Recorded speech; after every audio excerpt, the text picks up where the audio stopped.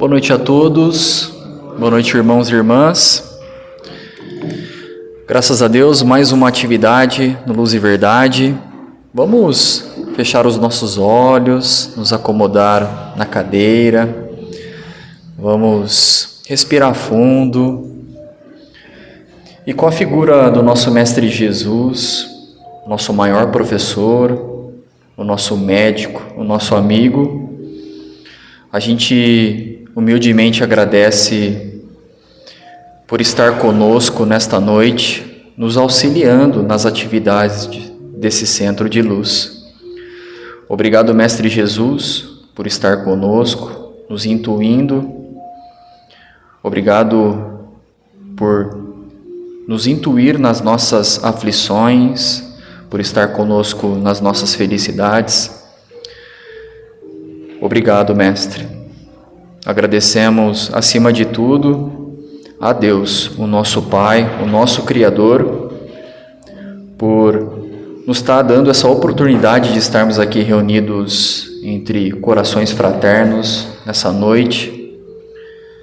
Estamos aqui buscando o mesmo propósito, a elevação do nosso coração, os ajustes que precisamos fazer e assim subir mais um degrau em nossa evolução espiritual.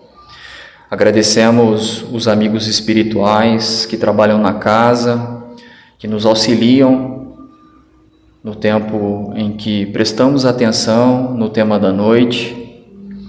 Agradecemos a eles que no momento em que aqui nos encontram, a gente já começa a tomar o passe, já começamos a receber os bons fluidos desses amigos que estão o tempo todo nos auxiliando aqui dentro, mas também no nosso lar, no nosso trabalho, em todas as nossas atividades abençoadas. Que possamos nessa noite estar com o coração tranquilo, o coração calmo, prestando atenção no tema proposto nessa noite, para que facilitamos então todo o entendimento e que isso seja registrado eternamente em nossos corações. Assim seja. Alguns recadinhos rápidos, então, a gente tem o bazar, toda terça-feira, da 1 às 3, a gente está fazendo os estudos do Livro dos Espíritos toda quarta-feira, das 8 às 9. A gente também estendeu mais um dia para fazer a aplicação de passe, na verdade, toda quarta-feira, das 3 às 4 horas, a gente estendeu esse período para que, se alguém precisar, algum amigo, até propriamente a gente, né? A gente pode vir aqui no centro, tomar um passe, o pessoal está aqui aguardando a gente. E é isso, qualquer dúvida, estou à disposição, o pessoal na secretaria ali também está à disposição, tá bom? Então, hoje eu gostaria de convidar mais uma vez o nosso irmão José Montebeller, de Charqueada, da União Espírita de Charqueada. Eu gostaria até de falar que eu tive uma grande experiência, a minha iniciação na doutrina espírita, nos estudos, né, em frequentar um centro espírita, foi lá na casa deles, né, que tem realizado um ótimo trabalho lá. Se não uma das casas mais antigas que tem na nossa região, junto aqui com Luz e Verdade. Então, uma das pioneiras aí em Centro Espírita na região aqui de Piracicaba. E fica o convite também para todos conhecer lá o espaço, né? As palestras lá são realizadas de quinta-feira, então é fora do nosso dia aqui de cotidiano, então dá para todo mundo fazer uma visitinha lá. Então é o mesmo horário nosso aqui, a partir das 7h30, lá 8 horas, o pessoal está de portas abertas para receber a gente. Então, vou convidar o meu amigo José Montebeller aqui para iniciar as atividades. Seja bem-vindo, meu amigo.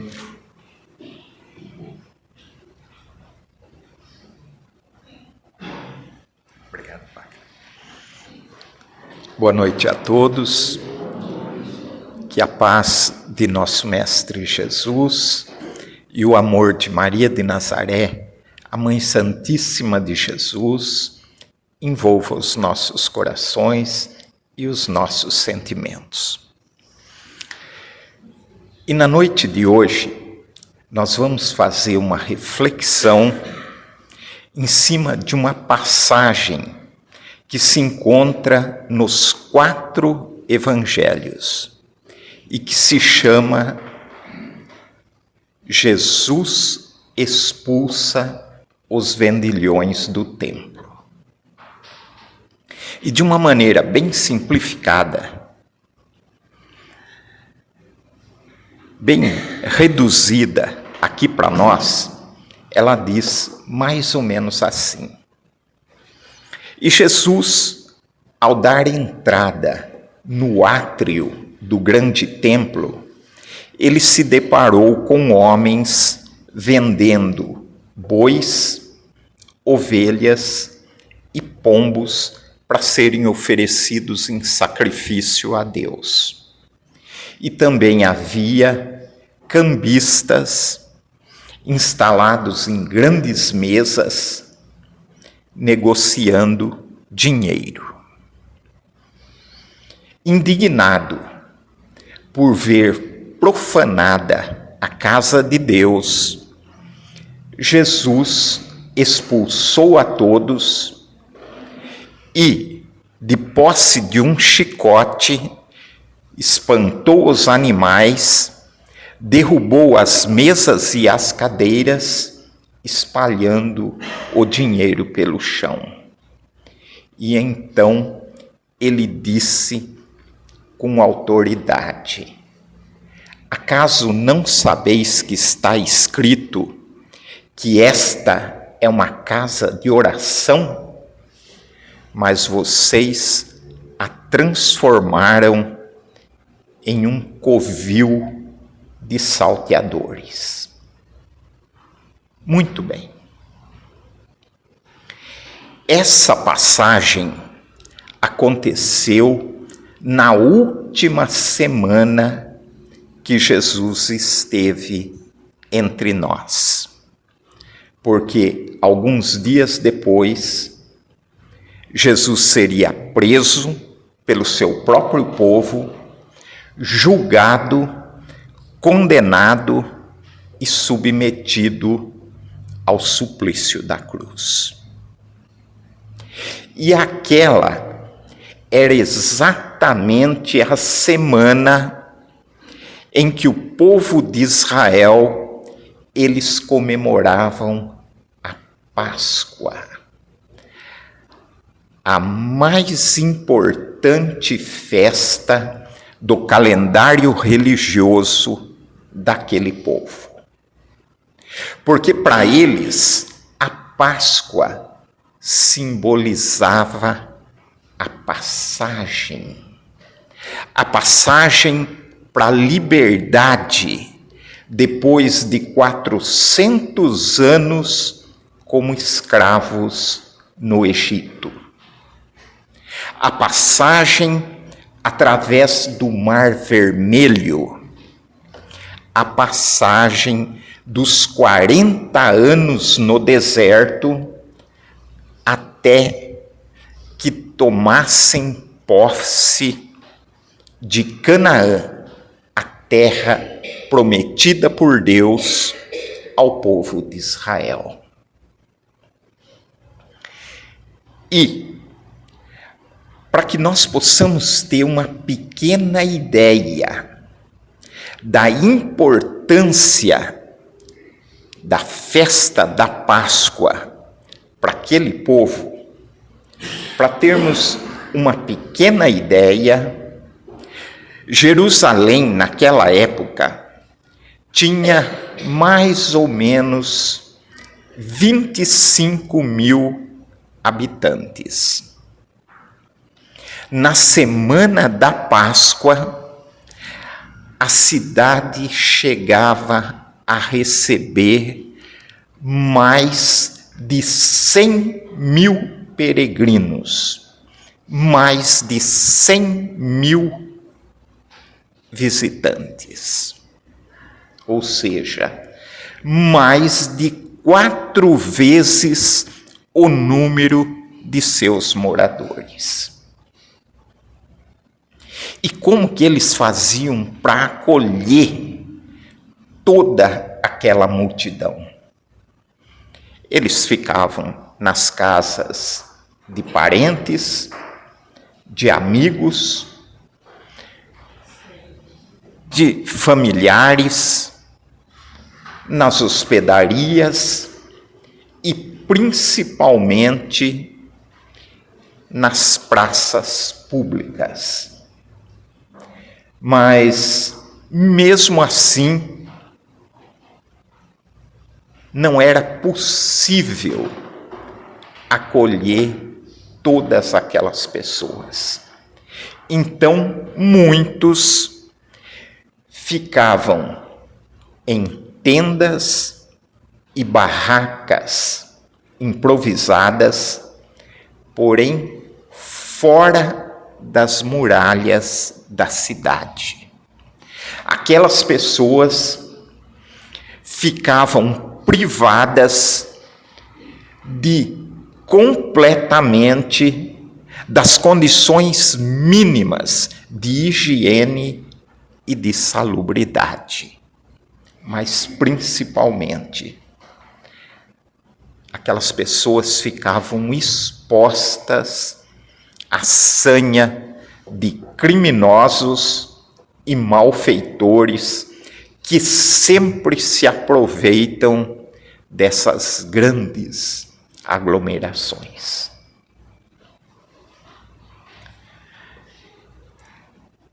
Mas alguém deve estar se perguntando: mas de onde que vinha toda essa imensa multidão?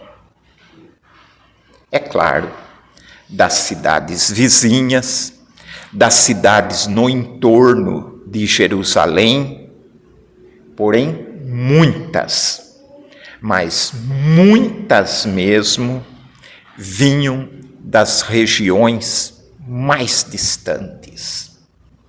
Eles atravessavam toda a Ásia Menor, uma região desértica e semidesértica. Aquelas pessoas viajavam durante semanas sob o sol abrasador do deserto, viajavam a pé ou em lombos de animais, enfrentando as condições mais difíceis, mais hostis de uma natureza igual àquela. Aquelas pessoas, quando chegavam em Jerusalém, chegavam nas condições mais deploráveis, cansadas, debilitadas. E muitas já apresentando um adiantado estado de enfermidade. Muitos devem estar se perguntando: mas por que essas pessoas se submetiam a um sacrifício tão grande igual esse?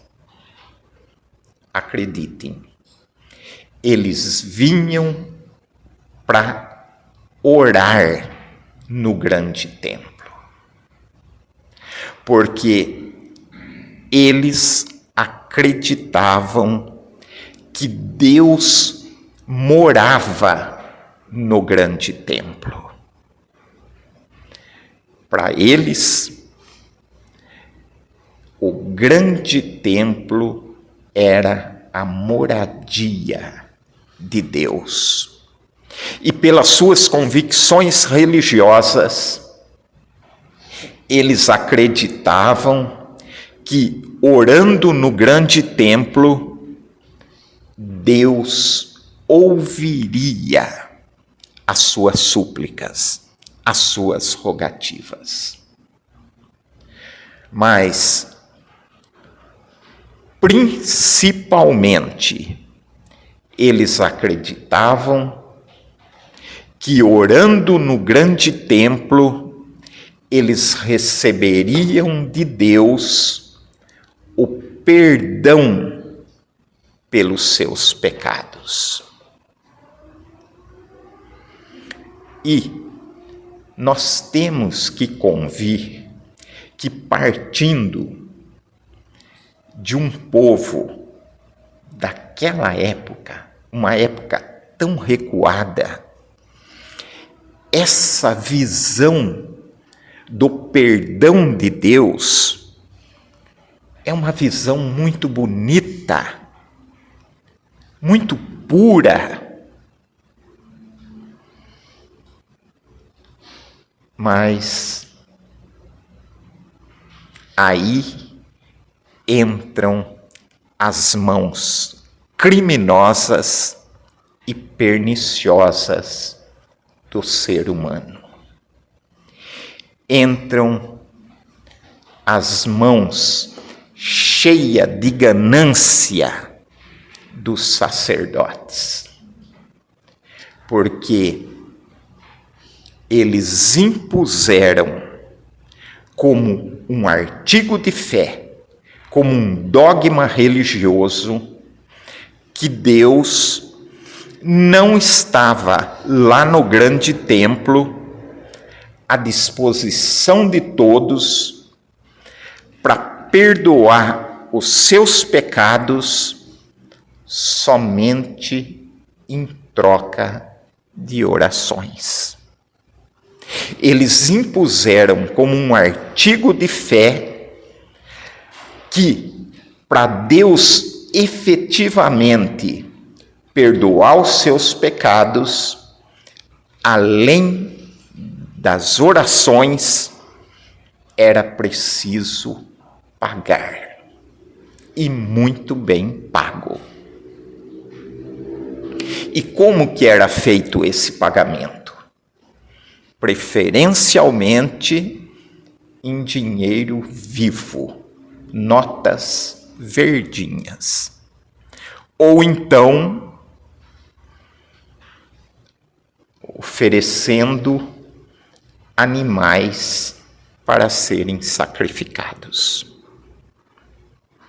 Mas os problemas não acabam aí. Porque os sacerdotes não aceitavam moedas estrangeiras, principalmente as moedas romanas, que naquela época eram as mais comuns, as mais usadas no imenso Império Romano. E por que eles não aceitavam essas moedas? Porque em um de seus lados tinha imprimida a efígie de César, e para os romanos, César era considerado um deus, então os sacerdotes não aceitavam aquelas moedas no grande templo. A única moeda que eles aceitavam era o shekel, a moeda oficial de Israel. O problema é que, para eles, os sacerdotes, fazerem a troca das moedas estrangeiras pelo shekel, os sacerdotes cobravam um ágio absurdo, altíssimo, vergonhoso. A mesma coisa acontecia com os animais. Como aquelas pessoas moravam muito longe, os animais não aguentavam a travessia do deserto, ou chegavam muito magros, muito debilitados. Os sacerdotes não aceitavam aqueles animais. E a justificativa era muito simples. Como é que você quer fazer uma oferenda para Deus perdoar os seus pecados, e você não está oferecendo um produto de primeira qualidade? Então, a única alternativa que sobrava para os viajantes era comprar os animais ali mesmo no grande templo. E aí, meu irmão, sem dó e sem piedade, aqueles sacerdotes depredavam completamente aqueles infelizes. E vejam como ficava a situação dessas pessoas. Depois daquela viagem tão difícil através do deserto, finalmente eles chegavam no grande templo. E, felizes, cheios de esperança, sem nenhuma prevenção no coração, eles inocentemente caíam nas mãos sujas e gananciosas daqueles sacerdotes, que extorquiam, que roubavam, que dilapidavam até as últimas moedas daqueles coitados.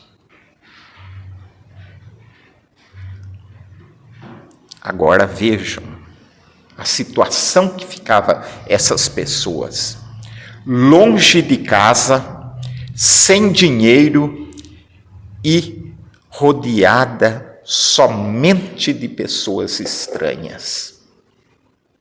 Os senhores acham que aquelas pessoas, a partir desses acontecimentos, iriam ter alguma tranquilidade, uma serenidade, uma paz de espírito para irem orar no grande templo, para pedirem perdão a Deus pelos seus pecados, que esse era o objetivo principal de toda aquela viagem tão difícil? É claro que não. Naturalmente, aquelas pessoas se deixavam dominar pelo ódio, pelo rancor e pelo sentimento de injustiça. E aquela que era para ser uma viagem, uma peregrinação religiosa, uma purificação espiritual, passou a ser uma sequência de decepções, humilhações e de amarguras. E esse era o contexto do grande templo na época de Jesus.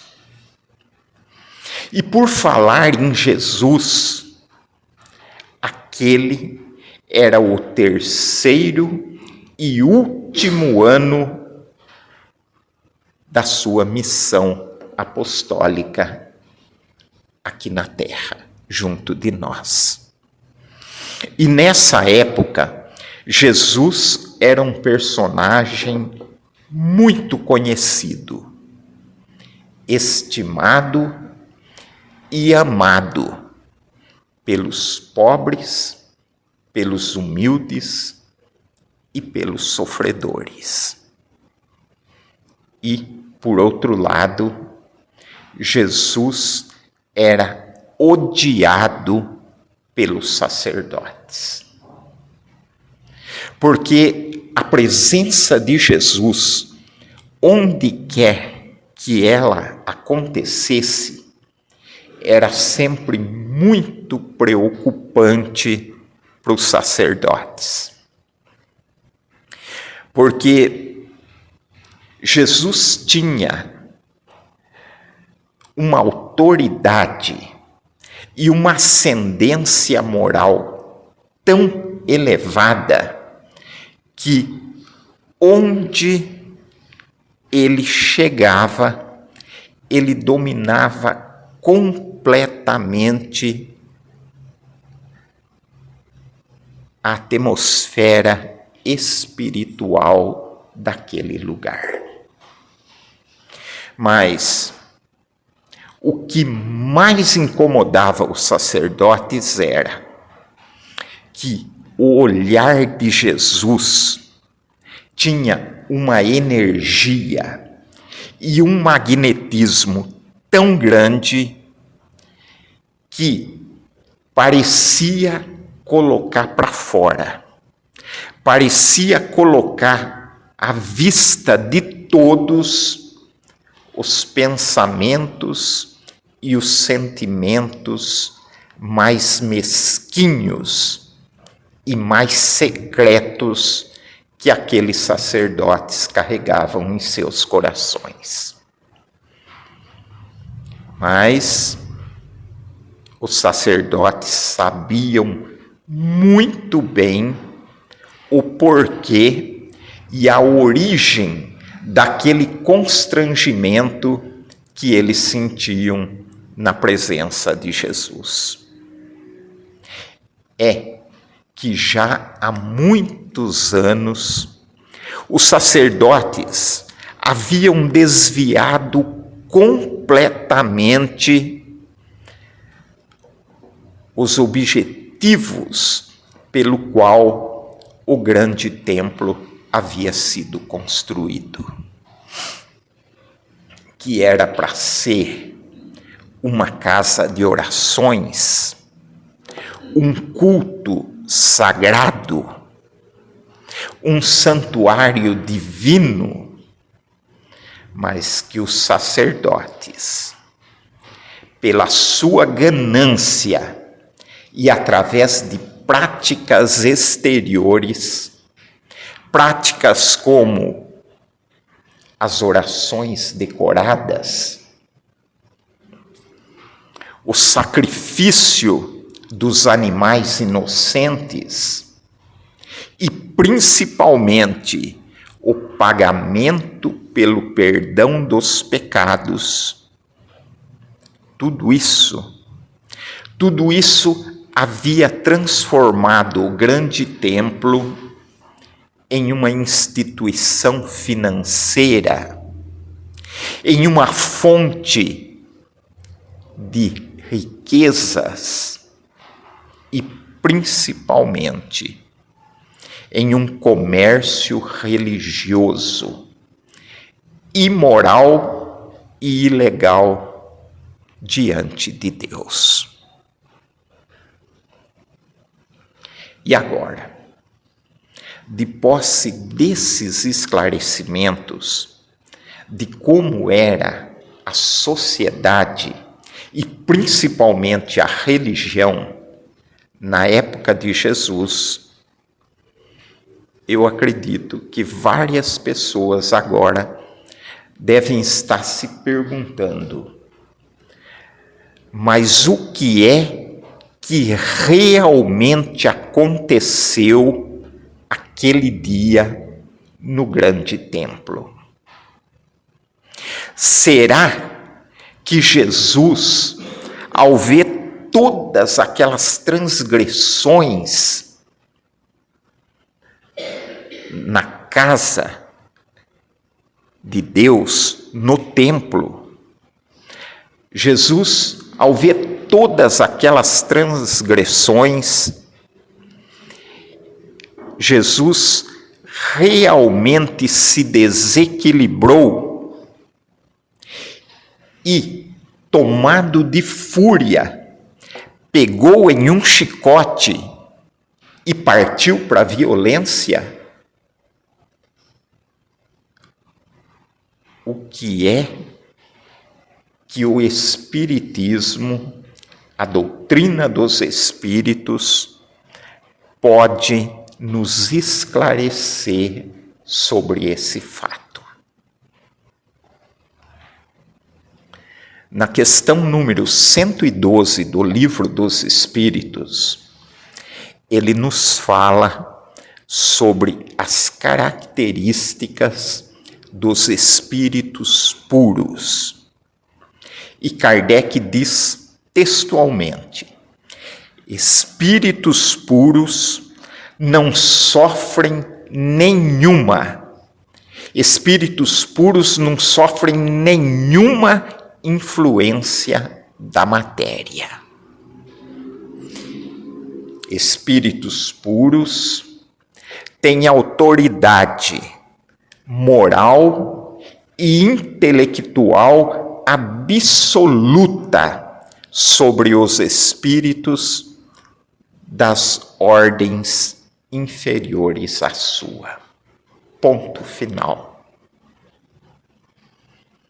Mas quem que são esses espíritos puros? Os espíritos puros são as almas que já passaram por todas as etapas evolutivas. São criaturas que vivem e que vivenciam naturalmente de acordo com as leis de Deus.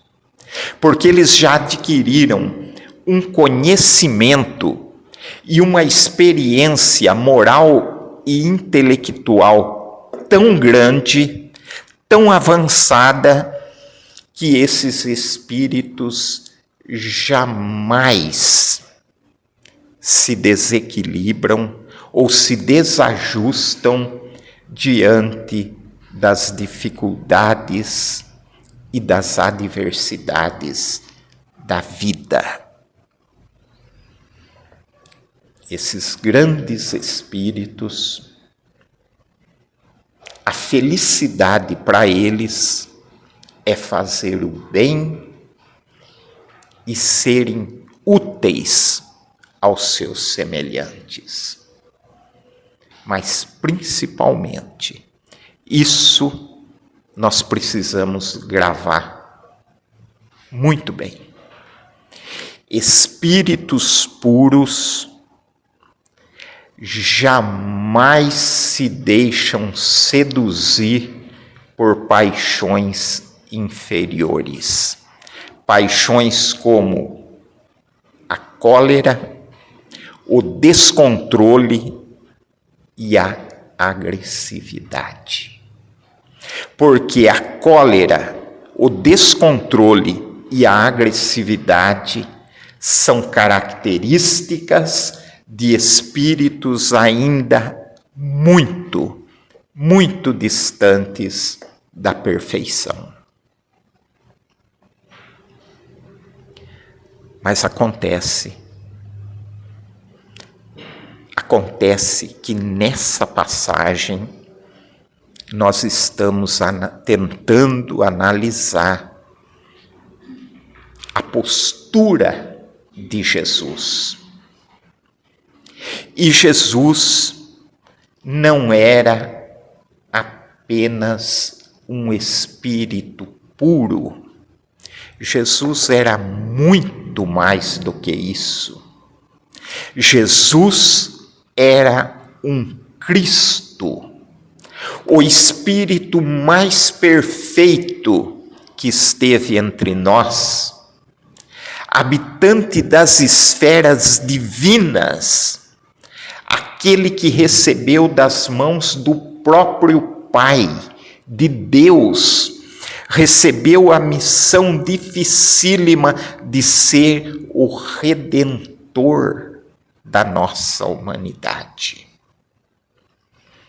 Jesus era a mansidão e o equilíbrio por excelência. E um espírito dessa grandeza jamais poderia dar mostras de agressividade ou de desequilíbrio. Portanto, nós podemos afirmar, sem nenhum medo de errar, que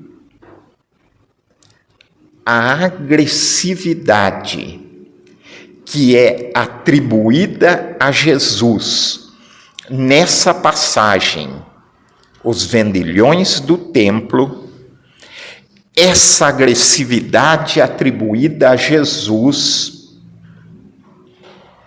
não passa de uma interpretação errada, de uma interpretação equivocada pelos homens e pelas autoridades religiosas ao longo da nossa história.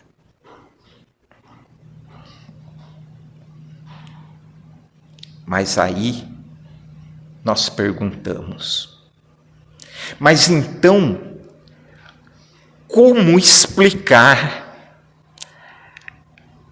aquela cena de Jesus desequilibrado, raivoso e com um chicote na mão?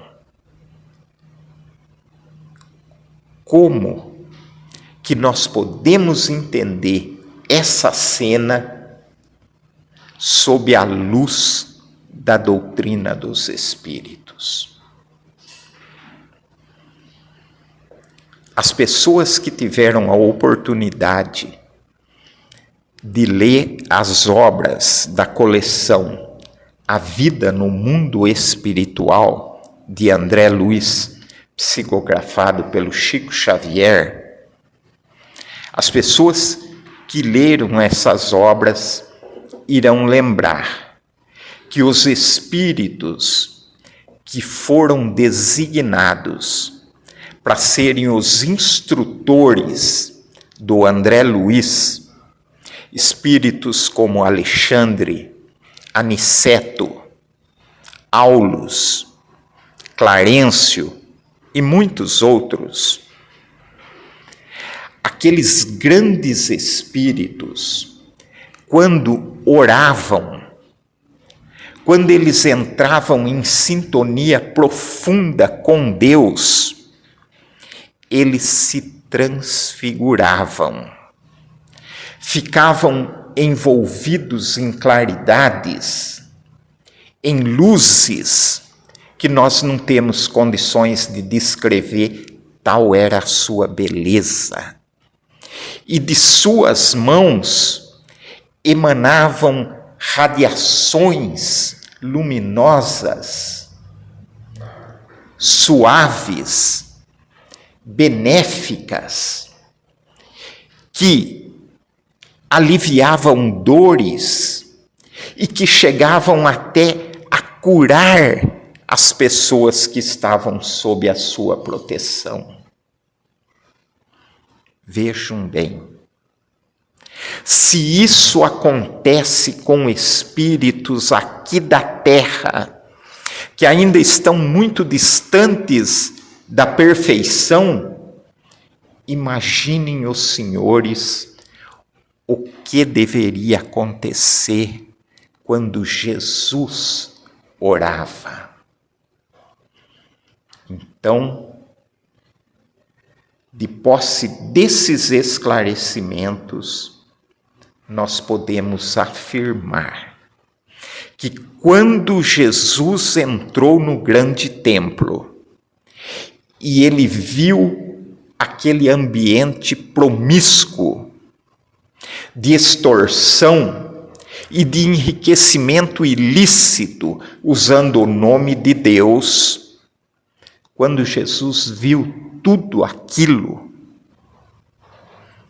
ao contrário do que diz as tradições, Jesus não se enfureceu, Jesus não se encolerizou, longe, muito longe de pensar assim.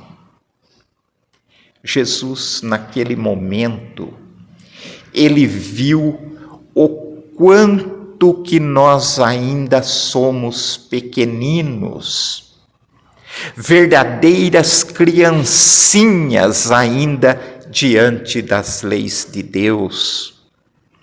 Jesus viu quanta quantas encarnações nós ainda teremos que suportar até alcançarmos o progresso espiritual.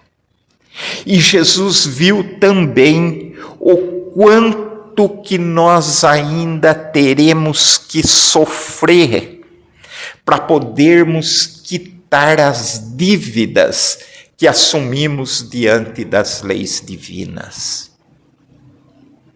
Jesus, vendo tudo aquilo, ele se moveu de uma imensa compaixão, de um sentimento profundo de pesar e de piedade pela nossa humanidade ainda tão atrasada.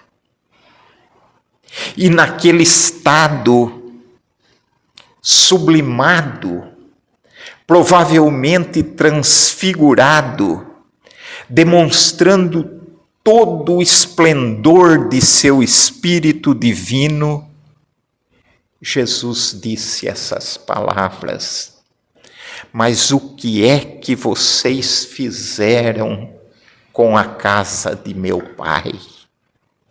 E aquelas palavras pronunciadas com tanto amor e com tanto carinho,